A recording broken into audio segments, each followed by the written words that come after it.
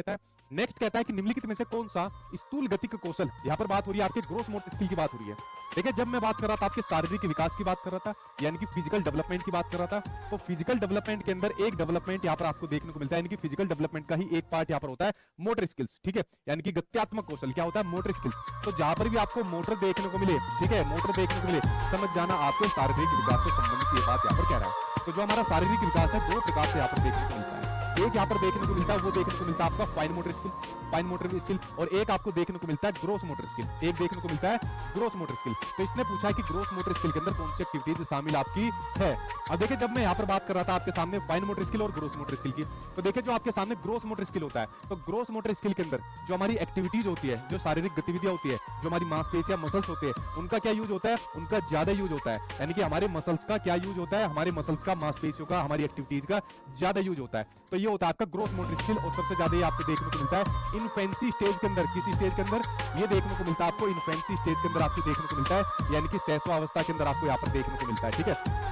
शैशवावस्था के अंदर आपको देखने को मिलता है, जहां पर बच्चा आपका जन्म से लेकर 2 साल तक का आपके सामने बच्चा होता है। यानी जो बच्चा होता है सबसे ज्यादा अपनी ज्यादातर मांसपेशियों का यूज करता है, ग्रोस मोटर का यहाँ पर यूज करता है। आप पेन उस बच्चे को दे दो, इसको पूरा अपनी ग्रिप के अंदर ऐसे पकड़ेगा, आप उसको खाने के लिए कुछ दे दो, तो हम तो क्या काम करेंगे, खाने से चम्मच से इस प्रकार खाएंगे, वो पूरा हाथ ऐसे भर के यहाँ पर खाएगा। तो बच्चे का जितना भी यहाँ पर शारीरिक विकास होता है इन्फेंसी में, वो आपका ग्रोस मोटर स्किल आधारित होता है। और ग्रोस मोटर स्किल के अंदर वे गतिविधियां होती है, जैसे बच्चा चल रहा है,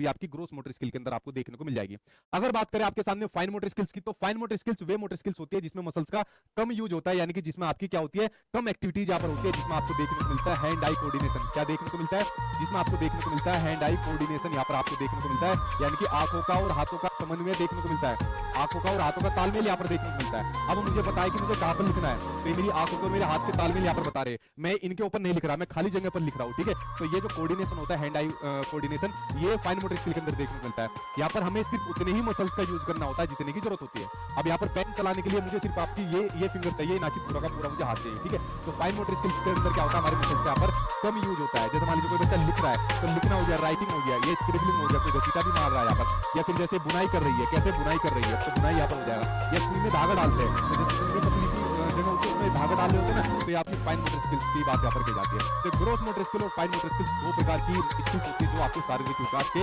आपके गत्यात्मक कौशल यानी कि मोटर स्किल से संबंधित होती है। तो इन्हीं के बारे में देखिए आपकी बात आपके एनसीईआरटी की बुक में क्या कही गई है। अब ये एनसीईआरटी की बुक में से मैंने आपकी एक बुक ली हुई है, और ये जो एनसीईआरटी की बुक्स आपके जो सीबीएसई द्वारा चलाई गई है क्लास 11 और 12 के लिए मनोविज्ञान की चलाई गई थी। अब उसमें बहुत सारे ऐसे चैप्टर, बहुत सारे ऐसे कंसेप्ट है जो आपके एग्जाम में देखने को मिलते हैं। जैसे समस्या समाधान में आप लोग यहाँ पर करते हो, डायवर्स उसकी बात करते हो, रिस्पॉन्स सेट की बात करते हो, फंक्शनल फिटनेस की बात करते हो, वो इन बुक्स के अंदर आपको देखने को मिल जाता है। डेवलपमेंट की बहुत सारी चीज आपके एग्जाम में यहाँ से देखने को